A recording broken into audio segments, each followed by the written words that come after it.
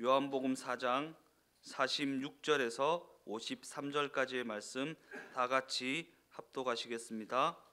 예수께서 다시 갈릴리 가나에 이르시니 전에 물로 포도주를 만든 곳이라.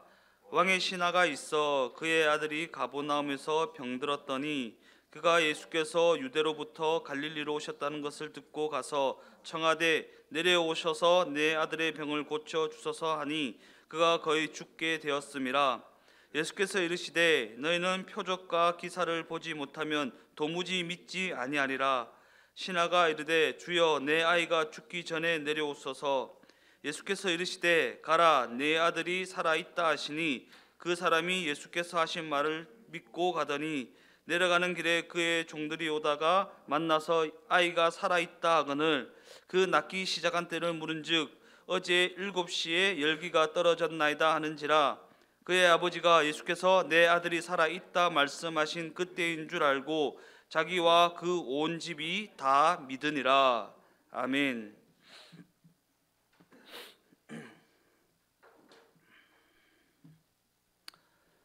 오늘 저는 읽으신 본문의 말씀을 가지고 기적은 목적이 아니라 수단에 불과합니다. 기적은 목적이 아니라 수단에 불과합니다. 라는 제목을 가지고 함께 은혜를 나누어 보고자 합니다.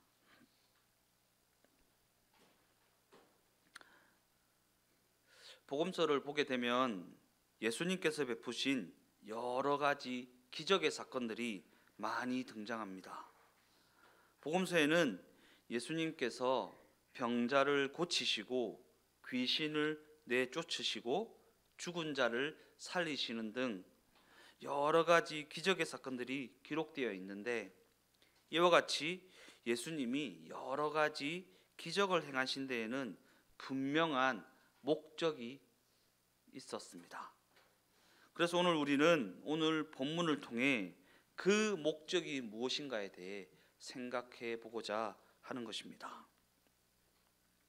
예수님이 안진뱅이를 일으키시고 병자를 고치시고 죽은 자를 살리시고 또한 귀신을 내쫓으실 때 그들은 오랫동안 겪어온 슬픔과 고통에서 벗어나게 되었을 것입니다. 그들의 삶을 괴롭히던 어려움이 예수님과의 만남을 통해 사라진 것은 예수님께서 그들의 문제를 해결해 주셨기 때문입니다. 그런데 예수님이 그들의 그 어려움을 해결해 주셨다면 병자를 고치시고 안진뱅이를 일으키시고 문제를 해결해 주시고 죽은 자를 살리시는 등과 같은 그 문제를 해결해 주셨다면 과연 그들에게는 더 이상의 고통이나 더 이상의 슬픔이나 더 이상의 문제는 없었던 것인가? 그렇지 않습니다. 왜냐하면 인간이 당면한 그 모든 고통과 슬픔과 그 근본적인 문제가 사라지는 때는 요한계시록이 기록하고 있듯이 마지막 때 곧 새 예루살렘이 등장하고 우리 모두가 새로운 몸으로 부활하여 하나님과 더불어 사는 그때가 이르러야 하기 때문입니다. 요한계시록 21장 4절 말씀입니다. 모든 눈물을 그 눈에서 닦아주시니 다시는 사망이 없고 애통하는 것이나 곡하는 것이나 아픈 것이 다시 있지 아니하리니 처음 것들이 다 지나갔음이러라. 마지막 때가 이르러서야 비로소 그렇게 된다라는 말씀입니다. 그러기 전에는 우리 인간에게는 고통이나 슬픔이나 사망은 임할 수밖에 없다라는 것입니다. 더불어 살아가는 것입니다. 고통과 슬픔과 사망은 각자의 정도의 차이가 있겠지만 누구나 예외 없이 이 땅에서의 삶을 살아가는 동안에는 그러한 것들과 더불어 살아갈 수밖에 없다라는 것입니다. 이는 우리가 아직 부활의 몸을 입은 것이 아니기 때문이라는 것이고 우리가 살아가는 이 땅이 완성된 하나님의 나라가 아니기 때문이라는 것이고 우리는 여전히 죄악이 가득한 슬픔이 가득한 고통이 가득한 사망이 넘쳐나는 사망이 권세를 잡은 곳에서 살아가고 있기 때문이라는 것입니다. 이 땅에서의 삶에서는 기도하고 나가도 실력이 없으면 패할 수밖에 없습니다. 아무리 신앙이 좋다고 해도 그 삶이 패하는 삶이 될 수 있는 것은, 이 땅은 신앙이 좋다고 해서 늘 이기라는 법은 없는 곳이기 때문입니다. 착각해서는 안 됩니다. 내가 기도 10시간 했으니까 되겠지. 기도 10시간 해도 시험 공부 안 하면 시험에서 떨어지는 겁니다. 이 땅의 삶이 그러하다라는 것입니다.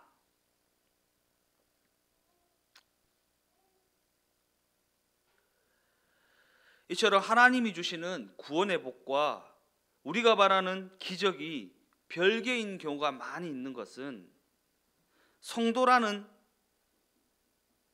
자들은 그 구원의 복을 누리지만 여전히 사망이 왕노릇하는 곳에서 살아가고 있기 때문이라는 것입니다.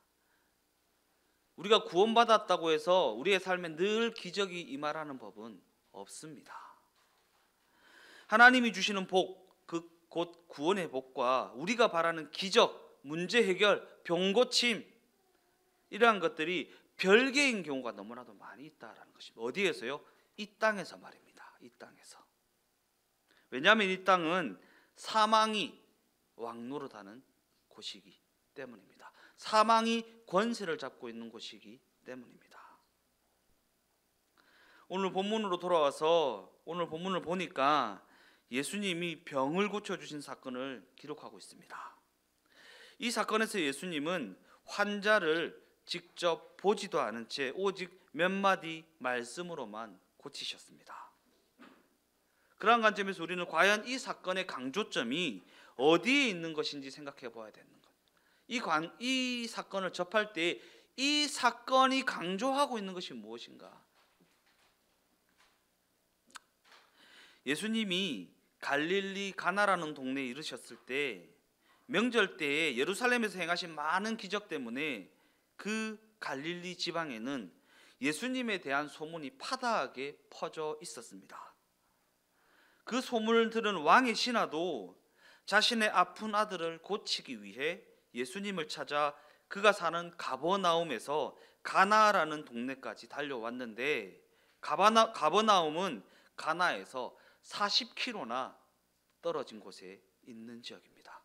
여기서 명지까지 거리가 몇 킬로인지 아세요? 26km예요. 26km. 거의 2배 가까운 거리를 달려왔다라는 것입니다. 그때는 자동차도 없었잖아요. 걸어서 왔잖아요. 아들을 고치기 위해서 이러한 지극정성으로 예수님을 찾아왔다라는 것입니다. 그가 예수님을 찾아와서 내 아들이 죽어갑니다. 어서 오셔서 고쳐주십시오라고 간청을 합니다. 그러자 예수님은 그저 가라, 네 아들이 살아있다라는 몇 마디 말씀만 하실 뿐이었습니다. 그 말씀을 들은 신하는 집으로 돌아가게 되는데, 돌아가던 중에 집에서 출발한 하인들을 만나서 아들이 낳았다라는 소식을 접하게 됩니다. 아들이 낳은 시간을 확인해 보니까 예수님이 가라, 네 아들이 살아있다라고 말씀하신 바로 그때였습니다. 우리가 이 사건을 자세히 들여다보아도 병을 고치는 과정에 대해서는 언급이 없습니다. 근데 우리는 병을 고치는 과정에 대해서 궁금해하죠. 성경은 병을 고치는 과정에 대해서는 언급하고 있지 않습니다. 더 나아가 예수님께서는 그 환자를 보지도 않으셨고 무슨 병인지 묻지도 않으셨습니다. 본문이 밝히고 있는 것은 그저 이 사건의 결론에 해당하는 내용뿐이라는 것입니다. 어떠한 결론입니까? 요한복음 4장 53절 말씀입니다.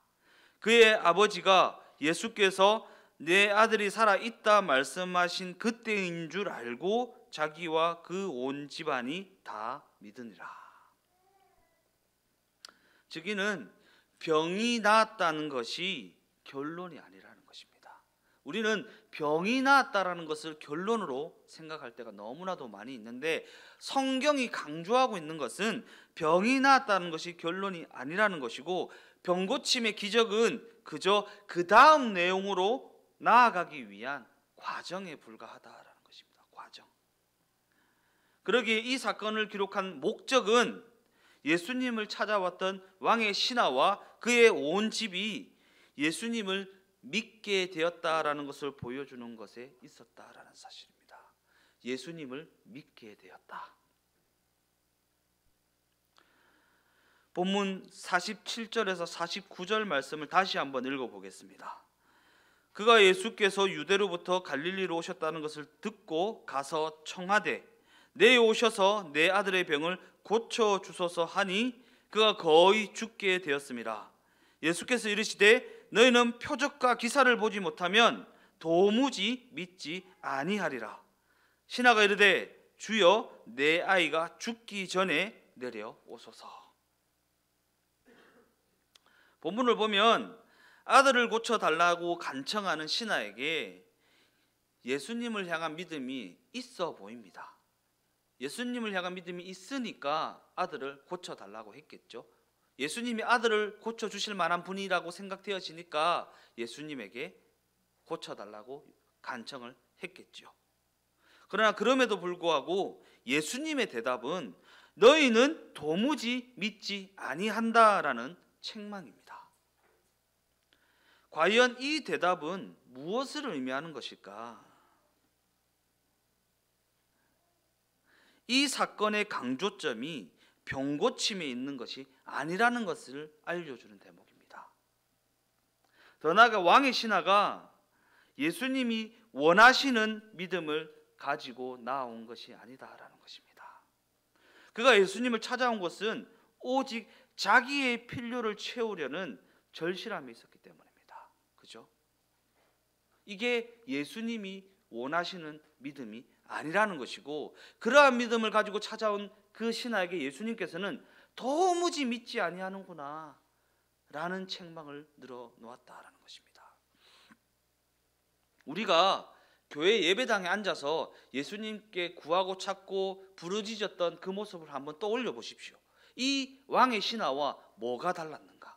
뭐가 달랐습니까? 왕의 신하가 아들을 고쳐달라고 아등바등 매달렸던 것과 우리가 예배당에 앉아서 주여 주여 외쳤던 것과 무엇이 달랐습니까? 전혀 다른 것이 없었다라는 것입니다. 그러기에 이는 우리가 이 사건을 대할 때에 가장 주목해서 보아야 할 부분이라는 것입니다. 왜냐하면 왕의 신하는 단지 자신의 상황이 절박하여서 예수님을 찾아온 것에 불과하고, 예수님은 그렇게 찾아온 왕의 신하를 향해 너희가 도무지 믿지 아니하는구나 라고 책망을 하셨다라는 것입니다. 그런데 그는 믿음이 없다는 예수님의 대답을 듣고도 계속해서 주여 내 아들이 죽기 전에 내려오십시오 라는 간청을 하기에만 바빴다라는 것입니다. 이는 그가 예수님을 그저 병을 고치는 의사 정도로만 생각하고 있다는 것이고, 그저 아들만 고칠 수 있다면 다른 것은 중요하지 않다라는 생각을 하고 있다는 것을 나타내고 있다라는 것입니다. 그에게 예수님은 그저 병을 고치는 자에 불과합니다. 예수님이 누구신지, 예수님이 어떠한 뜻을 가지고 있는지는 전혀 관심에 안중에 없습니다. 그저 예수님은 내 아들을 고칠 수 있는 분. 다른 성경에도 이와 비슷한 기사가 기록되어 있습니다. 요한복음 11장 17절 말씀과 21절 말씀을 한번 읽어보겠습니다. 예수께서 와서 보시니 나사로가 무덤에 있는지 이미 나으리라. 마르다가 예수께 여짜오되 주께서 여기 계셨더라면 내 오라버니가 죽지 아니하였겠나이다. 그렇죠? 죽은 나사로가 살아나는 장면, 우리가 노래도 많이 불렀고 너무나도 잘 알고 있는 내용입니다. 그런데 이 사건을 향한 성경의 증언을 보면 이 기적의 목적이 그저 나사로를 살리는 것에 그치는 것이 아님을 알 수 있습니다. 왜냐하면 성경은 아버지 하나님께서 아들 예수님을 보내셨다는 것을 그것에 모인 사람들에게 알게 하시는 것이 이 사건의 목적이라고 증언하고 있기 때문입니다. 마르다는 예수님이 여기 계셨으면 내 오라버니가 죽지 아니하였을 것입니다 라고 얘기하면서 나사로가 죽었냐 살았냐, 나사로가 살아나는 거, 죽지 않는 것에 더 관심을 가지고 있지만 예수님의 관심은 하나님 아버지께서 우리를 구원하시기 위해서 아들 예수님을 보내셨다는 것을, 즉 우리가 쉽게 말하는 복음을 그들이 알기를 원하셨다라는 것입니다. 복음을 그들이 알기를 원하셨다. 즉 예수님께서 나사로를 살리시는 기적을 베푸신 것은 그곳에 모여 있는 그들이 이해할 수 있도록 그들의 눈높이에 맞추어서 매우 낮은 차원의 방법을 사용하신 것에 불과하다라는 것입니다. 기적을 보아야만 믿느냐라는 아주 낮은 차원의 방법을 사용하신 것에 불과하다. 죽은 자를 살려내신 것은 그들을 구원하시기 위한 수단에 불과하다는 것이고, 왜?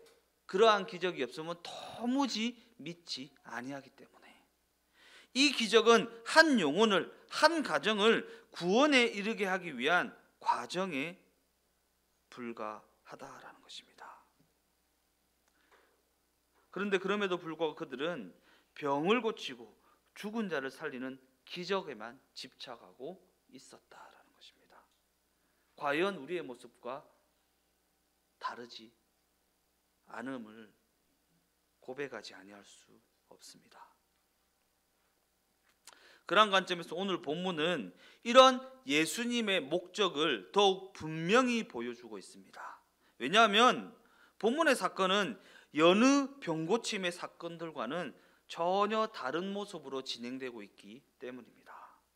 여느 다른 사건들을 보면 예수님이 직접 맹인의 눈에 진흙을 바르시거나 연못에 가서 씻게 하시거나 기먹고 말 더듬는 이의 귀에 손가락을 넣으시거나 침을 뱉어 그의 혀에 손을 대어 주시는 등의 뭔가 모를 행동을 취하심으로 말미암아 고쳐주시는데, 오늘 본문에서는 환자를 찾아가지도 않으시고 환자의 상태를 묻지도 않으시고 예수님께서는 그 어떤 행동도 취하고 있지 않으시고 그저 말씀만, 몇 마디 말씀만 하실 따름이라는 것입니다.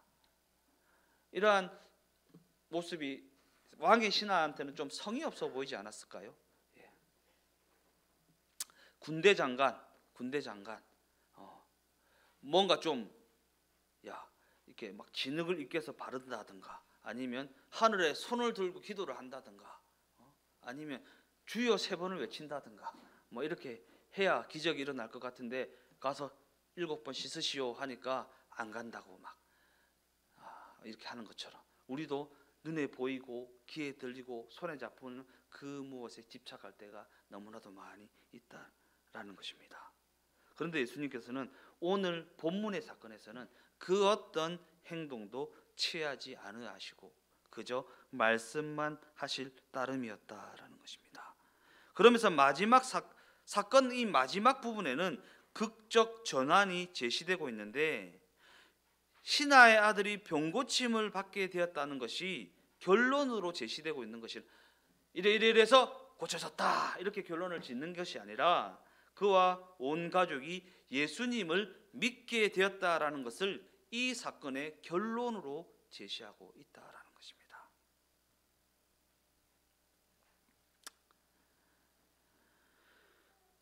마가복음 1장 40절에서 41절까지의 말씀입니다. 한 나병 환자가 예수께 와서 꿇어 엎드려 간구하여 이르되 원하시면 저를 깨끗하게 하실 수 있나이다.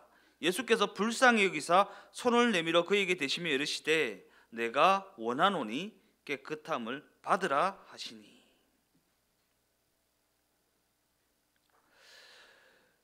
이 본문의 강조점도 우리가 살펴봐야 됩니다. 이 본문의 강조점도 나병 환자가 고침을 받았다는 것이 있지 않기 때문입니다. 그래서 복음서에는 예수님이 병을 고치는 일에 대해 사람들이 오해하는 것을 막기 위해서 경계하시는 장면이 종종 등장합니다. 예수님은 나병 환자를 낫게 하신 후에 그에게 다음과 같이 말씀하십니다. 아무에게도 말하지 말고 제사장에게 가서 몸이 깨끗해진 것을 확인받으라. 기적의 온전함은 확인하게 하시면서도 소문을 내는 것은 금하십니다. 왜 소문을 내는 것을 금하셨을까? 목적이 틀어지기 때문입니다. 예수님의 목적은 나병을 깨끗하게 하는 것에 있는 것이 아닌데 사람들은 병 나은 것에만 관심을 가지기 때문입니다. 예수님께서는 많은 사람들이 병 나은 결과에만 관심을 가진다는 것을 알고 계셨기 때문이라는 것입니다. 그래서 소문을 내는 것을 금하셨다라는 것입니다. 대부분의 사람들은 병만 나으면 그만일 뿐 병을 낫게 해주신 예수님의 뜻이나 예수님의 존재됨에 대해서는 전혀 관심을 가지지 않습니다. 그러한 관점을 가지고 요한복음 6장 22절에서 26절 말씀을 한번 읽어보겠습니다. 이튿날 바다 건너편에 서 있던 무리가 배 한 척 외에는 다른 배가 거기 없는 것과 또 어제 예수께서 제자들과 함께 배에 오르지 아니하시고 제자들만 가는 것을 보았더니 그러나 디베라에서 배들이 주께서 축차하신 후 여럿이 떡 먹던 그곳에 가까이 왔더라. 무리가 거기에 예수도 안 계시고 제자들도 없음을 보고 곧 배들을 타고 예수를 찾으러 가버나움으로 가서 바다 건너편에서 만나 랍비여 언제 여기 오셨나이까 하니 예수께서 대답하여 이르시되 내가 진실로 진실로 너희에게 이르노니 너희가 나를 찾는 것은 표적을 본 까닭이 아니요 떡을 먹고 배부른 까닭이로다. 이 말씀은 오병이어의 기적이 일어난 이후의 일들을 기록하고 있는 구절입니다. 오병이어의 기적이 일어난 후에 이튿날 예수님과 그의 제자들이 그곳에서 사라져 버렸습니다. 사람들은 추적 끝에 전날 해변에 배 한 척뿐이었다는 것과 예수님이 그 배에 오르지 않으셨다는 것 그리고 제자들만 떠났다라는 사실을 기억해냈습니다. 그래서 무리들은 배를 나누어 타고 예수님을 찾아 헤매기 시작합니다. 그리고 바다 건너편에 이르러서야 비로소 예수님을 찾아 만나게 됩니다. 그런데 예수님께서는 그렇게 찾아 헤매면서 자신을 찾아온 그들을 그저 꾸짖기만 하십니다. 너희가 나를 찾은 것은 표적을 본 까닭이 아니요 떡을 먹고 배부른 까닭이로다. 이는 예수님께서 그렇게까지 그들이 자신을 찾은 이유를 알고 계셨기 때문입니다. 그들은 예수님의 뜻하심이나 예수님의 존재됨에 대해서는 전혀 관심이 없었고 그저 병이 낫거나 떡을 먹을 수 있다는 그 사실에만 관심을 가질 뿐이었다라는 것입니다.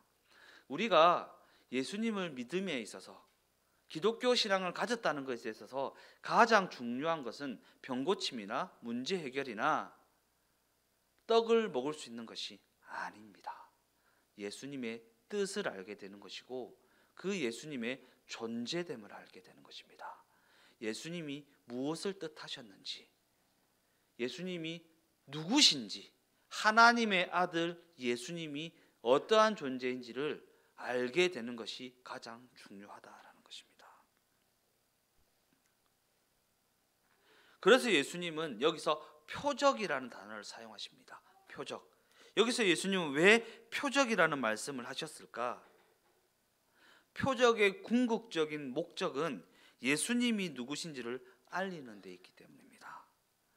더 나아가 예수님이 표적을 보여주시는 목적은 예수님의 뜻과 예수님의 존재됨을 가르치기 위해서이기 때문에 표적이에요. 표적이 뭐죠? 사격을 할 때 표적을 하죠. 저기 표적을 가리킨다. 표적을 보여준다. 방향을 알려주고 뜻을 알려주고 존재됨을 알려준다. 그래서 요한복음 11장에 기록된 나사로 사건에서도 예수님은 아버지여 내 말을 들으신 것을 감사하나이다 라고 말씀하셨는데, 예수님께서 이렇게 감사하셨던 것은 나사로가 살아났기 때문이 아닙니다. 나사로가 살아났기 때문이 아니라 나사로를 살리는 표적을 통해 아버지 하나님이 예수님을 보내셨다는 사실을 그들이 믿게 되었기 때문입니다. 그들이 믿음을 가지게 되었기 때문입니다. 아무리 표적을 보여주어도 믿음을 가지게 되지 않는다면 그 표적의 역할은 없다고 할 수 있는 것입니다.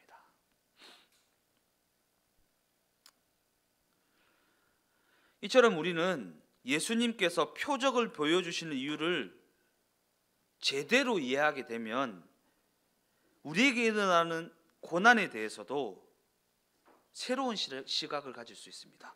우리에게 일어나는 고난에 대해서도 새로운 시각을 가질 수 있다. 더 나아가 우리가 살아가는 현실의 삶에 대해서도 새로운 시각을 가질 수 있다라는 것입니다.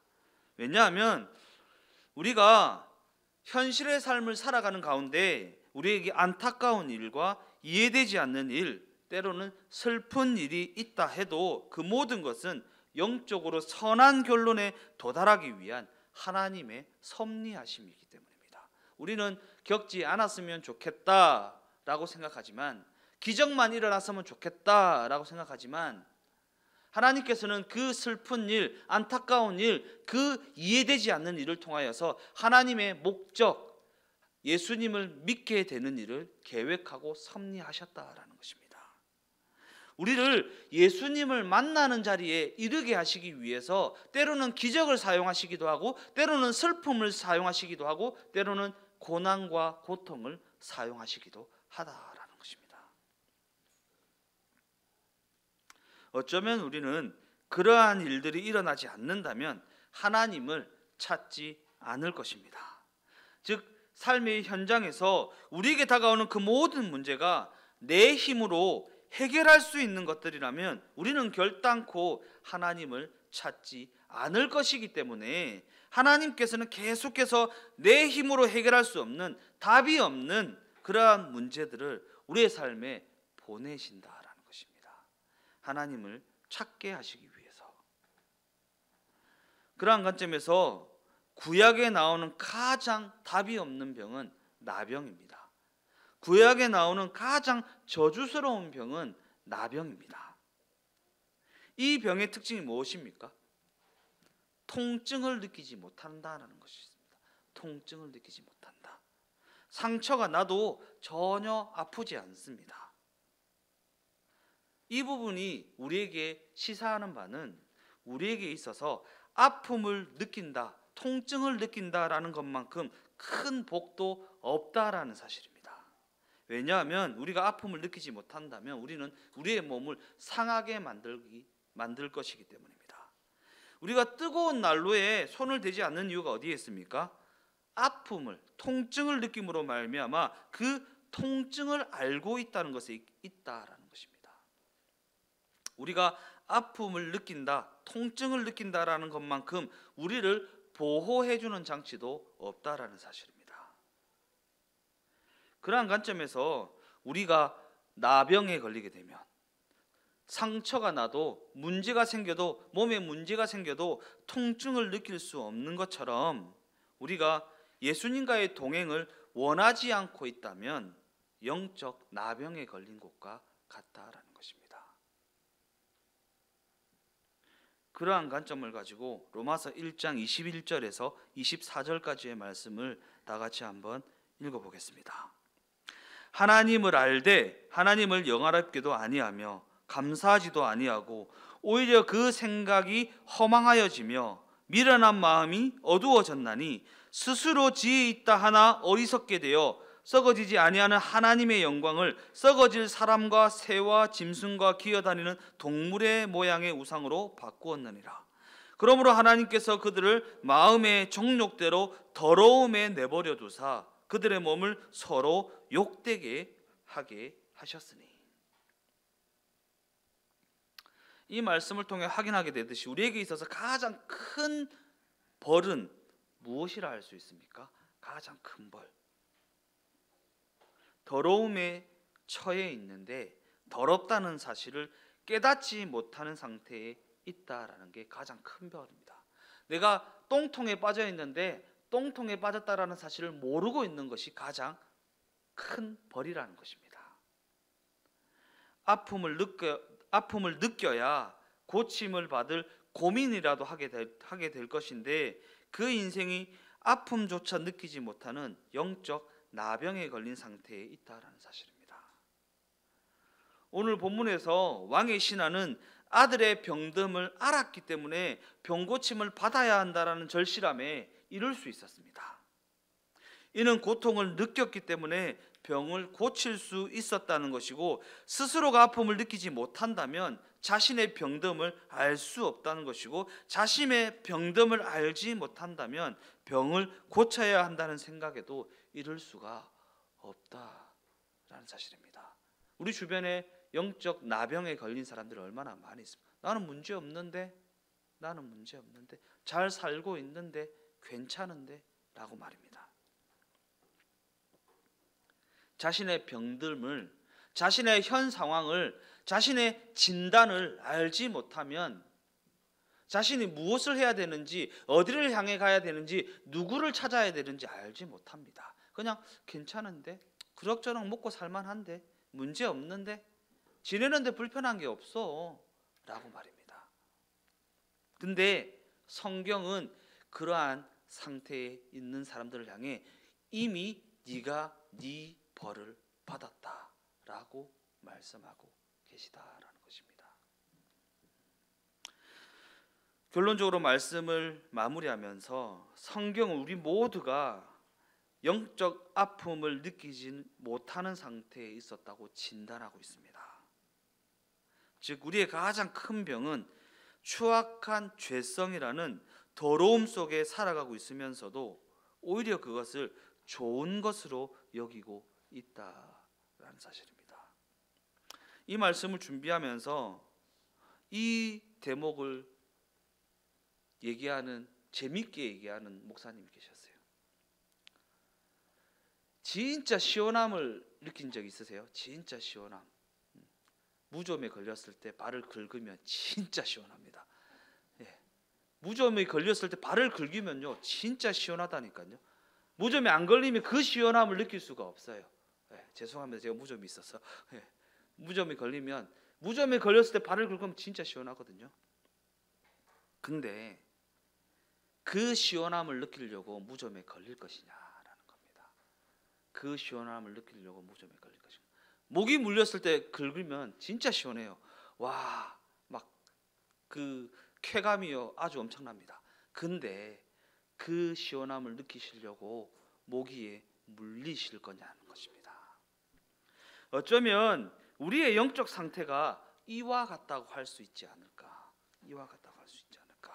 시원하게 긁는 맛이 좋아서 병에 걸린 것을 좋은 것으로 여기고 있지는 않는지, 더러움 속에 사는 것을 즐기며 버려져 있는 것을 좋은 것으로 착각하고 있지는 않는지, 하나님의 간섭이 없다라는 것이 아우 편하다라고 생각하고 있지는 않는지, 더러운 옷을 입으면 마음 놓고 뒹굴 수 있다고 더러운 옷을 즐겨 입고 있지는 않는지. 물론 처음부터 예수님의 존재됨을 알게 되어서 교회를 찾는 사람은 거의 없습니다. 내 힘으로 해결되지 않는 문제가 있어야 찾게 되기에 아픔을, 고통을 느끼는 것이 복입니다. 아프다 소리 지르는 것이 복입니다. 개인적인 욕심이나 개인적인 필요 때문에 교회를 찾았는데 그러던 어느 날 예수님을 만나게 되더라라는 것입니다. 그러기에 우리는 병 고침을 받는 것, 문제 해결을 받는 것, 기도 응답을 받는 것에 머물러서는 안 됩니다. 예수님을 만나는 자리로 나아가야 하고 예수님을 만나 예수님과 관계를 맺어야 하고 예수님이 누구신지 알게 되어야 하고 더 나아가 예수님의 뜻이 어디에 있는지 분별해야 한다는 것입니다. 내가 겪는 모든 일이에요. 내 현실의 삶에 다가오는 그 모든 것에 예수님의 뜻이 어디에 있는지를 분별해 알아야 한다는 것입니다. 그래서 너희는 이 세대를 본받지 말고 마음을 새롭게 함으로 변화를 받아 하나님의 선하시고 기뻐하신 그 뜻이 어디에 있는지 분별하여야 한다라고 말씀하고 계시는 것입니다. 예배당에 앉아서 헌금을 내었다고 해서 전부가 아닙니다. 예수님을 알고 그분과의 사귐이 있어야 합니다. 예배당에 앉아서 예배 드렸는데 헌금도 냈는데 기도도 했는데가 아니라 예수님을 알아야 하고 그분과 사귐이 있어야 합니다. 예수님과 얼마나 사귐이 있으며 그것을 얼마나 즐기고 누리고 있는지 돌아보아야 한다라는 것입니다. 더 나아가 우리에게 당연하게 여겨지는 어떠한 관심사요, 당연하게 여겨지는 어떠한 관심사나 너무나도 자연스러워 보이는 자신의 본성도 사실은 더러움에 속한 것일 수 있습니다. 더러움에 속한 것일 수 있습니다. 내가 시원하게 긁고 있는데 당연한 건데 가려우니까 긁는 거지. 근데 이게 더러움에 처한 것일 수 있다는 것입니다. 문제는 우리가 그로 말미암아 죄를 짓게 되면서도 그것을 문제로 여기지 않는다라는 사실입니다. 나로 하여금 예수님과 동행하는 자리에서 멀어지게 하고 있는데, 예수님과의 동행이 깨어지게 하고 있는데, 죄의 자리로 나아가게 하고 있는데 그것을 문제로 여기지 않는다라는 것이 가장 큰 문제라는 것입니다. 그러기에 우리는 그러한 당연한 관심사나 그러한 너무나도 자연스러운 본성이 우리로 하여금 죄에 이르게 한다면 통증을, 아픔을 느낄 수 있어야 한다라는 것입니다. 때로는 문제가 생기기도 하고요. 때로는 무서운 꿈을 꾸게 되기도 하고요. 때로는 관계에 있어서 다툼이 일어나기도 합니다. 그렇게 하나님께서 그거 아니라고 문제를 보내시고 통증을 보내시고 고통을 보내시는데 그것을 느끼지 못한다면 그것만큼 무서운 벌도 없다라는 것입니다. 그러기에 우리는 통증을 느낄 수 있게 해달라고 기도해야 합니다. 지적을 받을 줄 알아야 한다는 것이고 싫은 이야기를 들을 줄 알아야 된다는 것이고 내가 원하지 않는 길을 걸어갈 줄 알아야 된다는 것이고 내가 보기에, 내가 듣기에, 내가 만져보기에 아니라고 생각하는 그 길도 예수님이 맞다라고 하시면 갈 줄 알아야 한다라는 것입니다. 왜냐하면 우리는 이러한 질책으로 말미암아 아픔을 느끼게 되어야 예수님을 찾게 되고 예수님을 찾게 되어야 예수님과 동행할 수 있고 예수님과 동행할 수 있어야 예수님이 누구신지 그 뜻은 무엇인지 알 수 있기 때문입니다. 그리고 이것이 바로 하나님이 우리에게 예수님을 보내신 근본적인 이유와 목적이기 때문입니다. 예수님을 보내주셔서 기적을 체험하게 하시고 때로는 고통을 당하게 하시고 때로는 수치를 당하게 하시는 이유와 목적이기 때문입니다. 예수님을 만나는 자리에 처하게 하기 위해서. 마지막으로 요한복음 3장 16절 말씀을 읽고 마치겠습니다. 하나님이 세상을 이처럼 사랑하사 독생자를 주셨으니 이는 그를 믿는 자마다 멸망하지 않고 영생을 얻게 하려 하심이라.